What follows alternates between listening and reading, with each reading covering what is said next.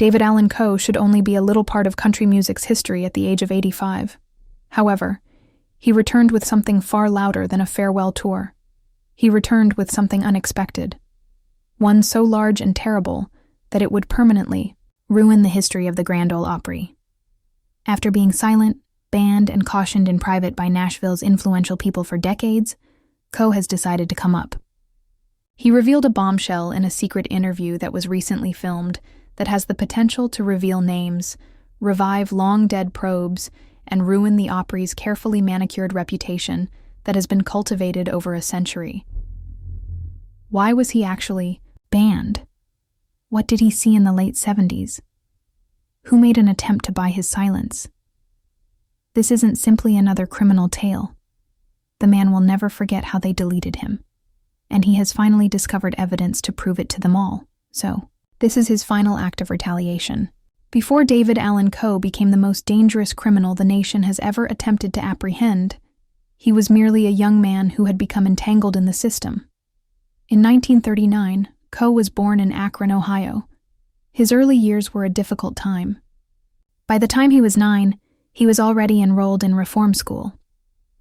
He had spent time in juvenile halls and, shortly after, full-fledged jails by the time he was a teenager.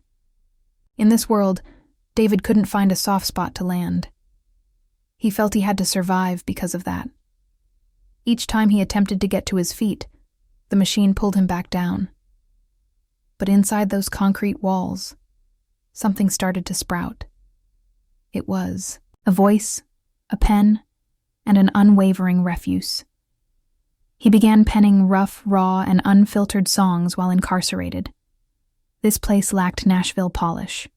For prisoners, this was faith, making music out of pain.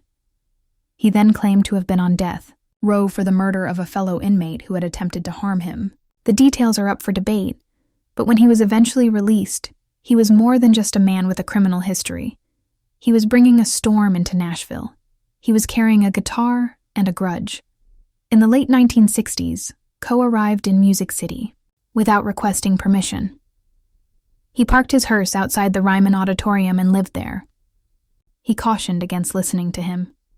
His words were ignored at first, but then the music began. Would You Lay With Me, in a Field of Stone, a melancholic song he penned, became a #1 hit with Tanya Tucker. Suddenly the corporate community had to pay attention, but they weren't pleased with what they saw. Coe didn't meet the description because of his long hair, tattoos, lack of filtration, and unpredictable nature. He was neither the likable villain nor the appropriate cowboy. Being around him was too risky. Waylon and Willie, two of the nation's outlaws, were commended for pushing boundaries, but Coe was already surpassing them and venturing into uncharted territory. Because his early records were honest, new, angry, and beautiful, underground music, lovers adored them. He developed a cult following among travelers, motorcyclists, ex-offenders, and outcasts. No music was purchased by his fans. The truth was paid for by them. That fact was viewed as a danger by the establishment. Nashville had a system in place to keep their stars tidy and in check. Conversely, David Allan Coe never agreed to the contract. From the beginning, he was a pain. They were aware of the Opry as well.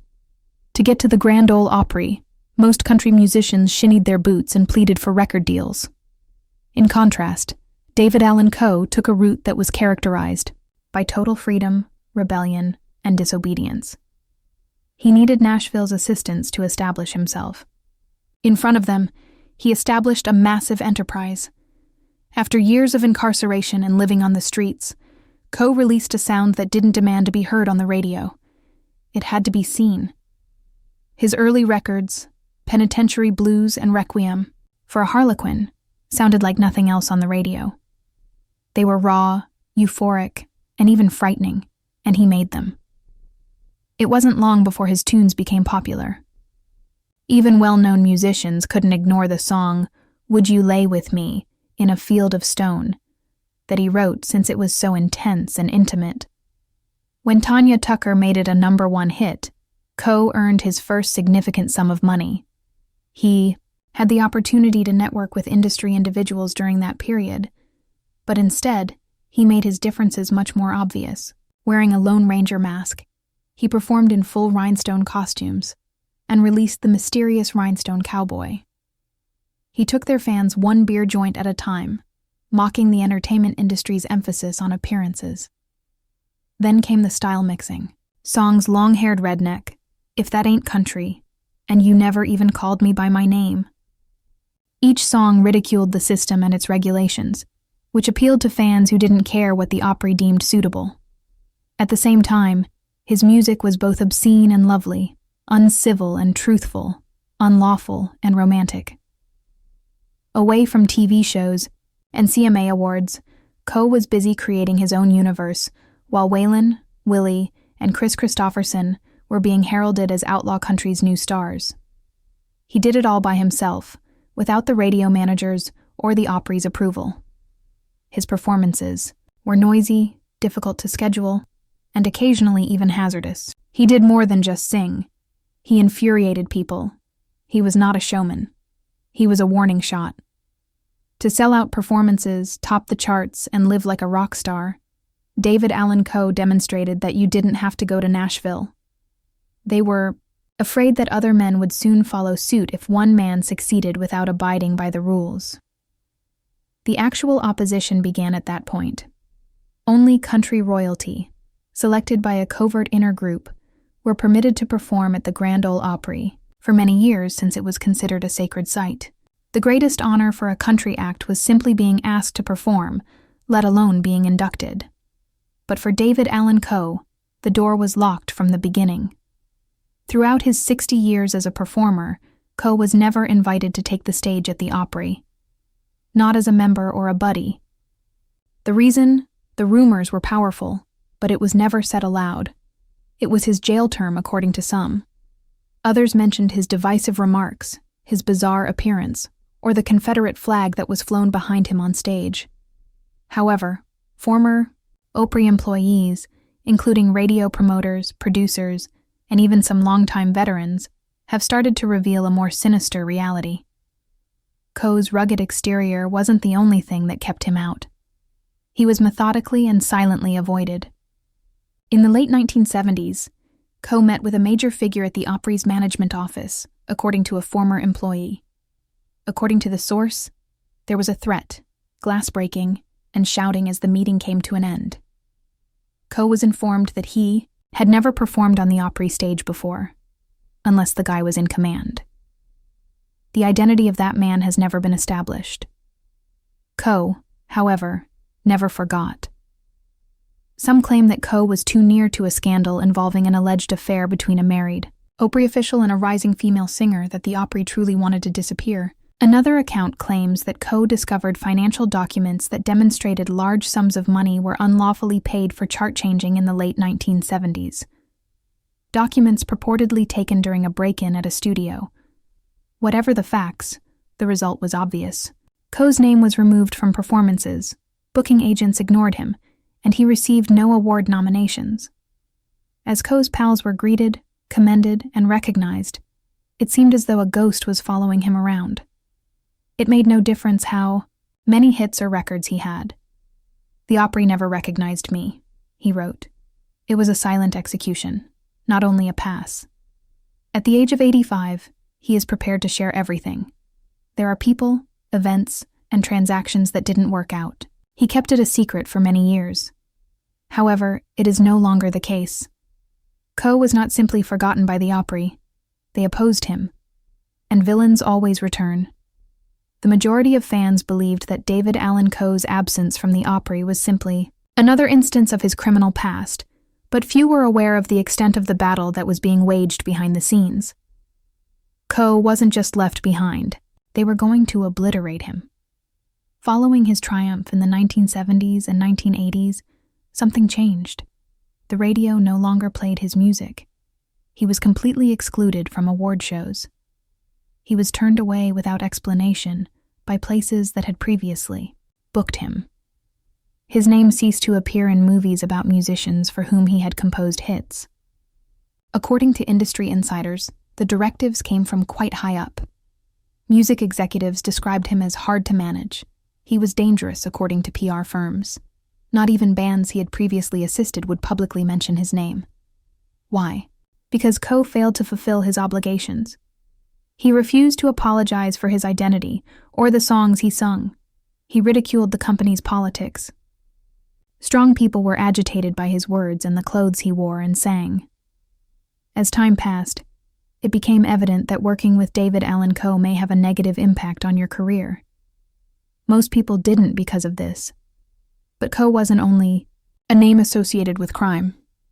He didn't leave quietly, and he lived it. He continued to release records by himself. He frequently performed to crowded biker events, small-town taverns, and outlaw festivals, where he was greeted like a king or queen. He was constantly on the road. His supporters remained. It grew with great loyalty, underground, and without authority. Country music was not something they listened to. They were permanent. They were aware of every song he penned, every slight he made against the company, and every resentment he harbored. Despite being placed on a blacklist, Coe's influence persisted. His writing was secretly examined by artists.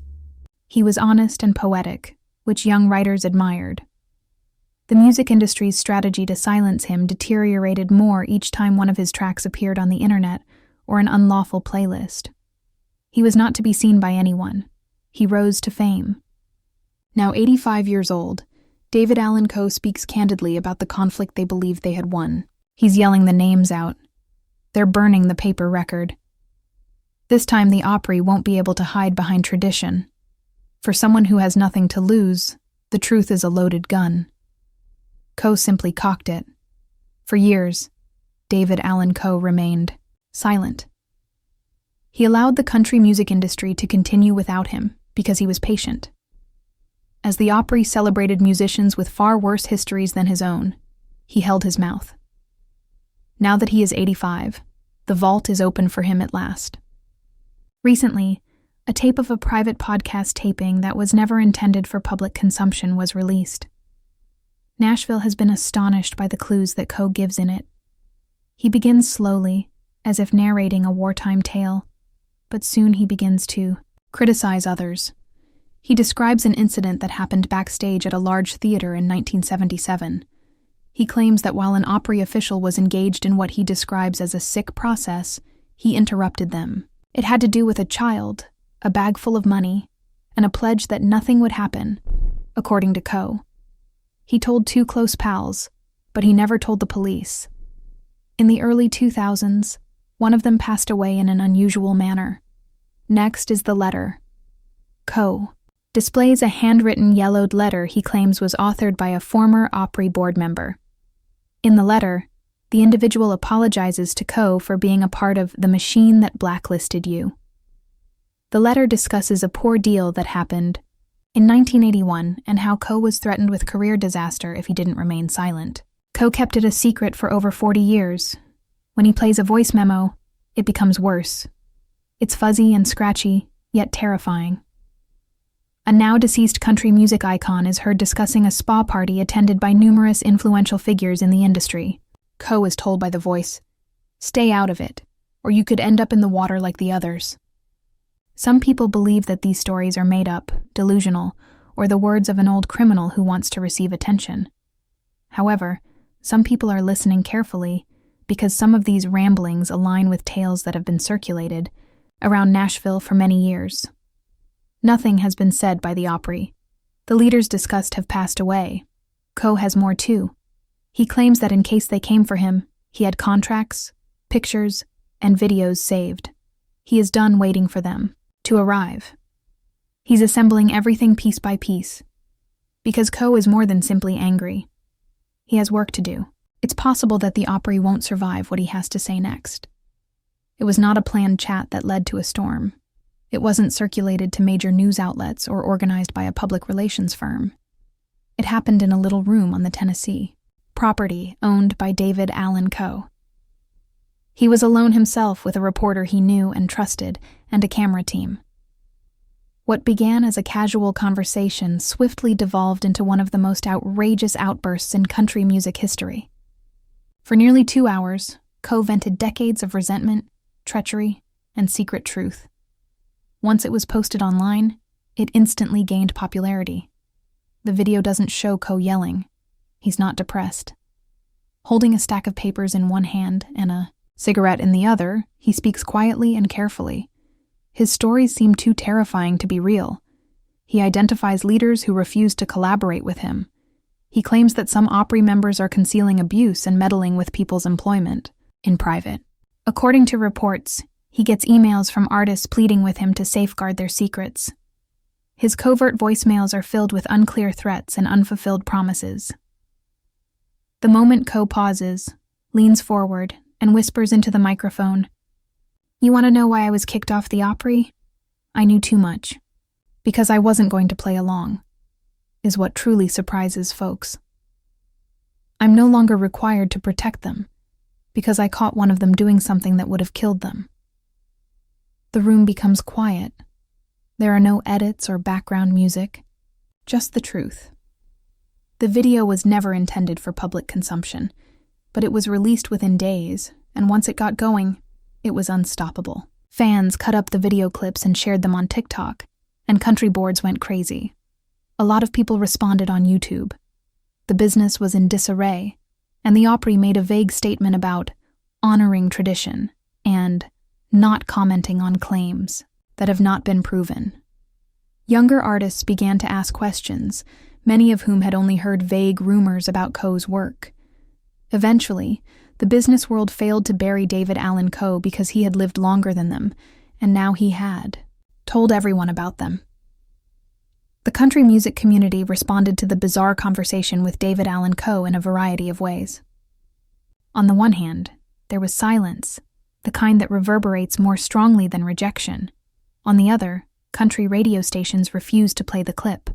On the one hand, stars with connections to the Opry, particularly those who had been members for a long time, remained silent. On the other hand, we received no tweets, comments, or support. On the one hand, everyone seemed to be holding their breath, curious to see how far Coe would go. And on the other side, artists younger than Coe and not from Nashville's elite began to speak out, not only to defend Coe but also to protest the system. The creators of TikTok dissected his claims line by line, and a widely shared thread revealed other celebrities who were shut down or ignored by the Opry. Fans frequently used hashtags like Justice for Coe and Jodhpur Opry exposed in their comments, and some even held signs outside Nashville's Opry house that read, "Why not Coe?" The old guard then arrived and said, "The truth is illegal." The hush was broken by a few of Coe's criminal colleagues who had experienced the same backroom brawls. According to a well-known country musician, he was also threatened in the 1980s for raising concerns about the internal operations of the Opry. They concurred with Coe that blacklists are real and still in use today. In a webcast, a former Opry sound engineer acknowledged that the building never permitted the names of dozens of performers. Coe's platform increased in tandem with the tension. The streams of him were numerous. Country tunes like The Ride, Long-Haired Redneck, and If That Ain't Country have returned to the top of the charts on Spotify and Apple Music. He gained twice as many social media followers. His performances were limited to tiny venues on the outskirts of town for years. All at once, they sold out more quickly than before. He was a target for the Opry. Consequently, they revived him. One thing became abundantly evident once the dust settled. David Allan Coe had evolved beyond his criminal past. In a storm that nobody at the Opry anticipated, he was like a lightning rod. In the end, David Allan Coe didn't require induction into the Opry. He didn't require a statue, a commemoration, or a standing ovation from the audience that had denied him access to the stage for over half a century. Because at the age of 85, Coe had already accomplished something far more significant. He demonstrated the chaos inside the Grand Ole Opry by shattering the crown that stood above it. What began as a spiteful resentment became a penalty for all. The artists the Opry disregarded silenced, or attempted to conceal, not just for Coe. Not only did his well-known interview improve his career, despite decades of deceit in Nashville, this exposed it to the world. The fans started to question everything. How many more heroes were silenced simply for speaking out? In the background, how many positions were quietly terminated? And if the Opry could place someone as significant and enduring as David Allan Coe on a blacklist, what did it say about their principles?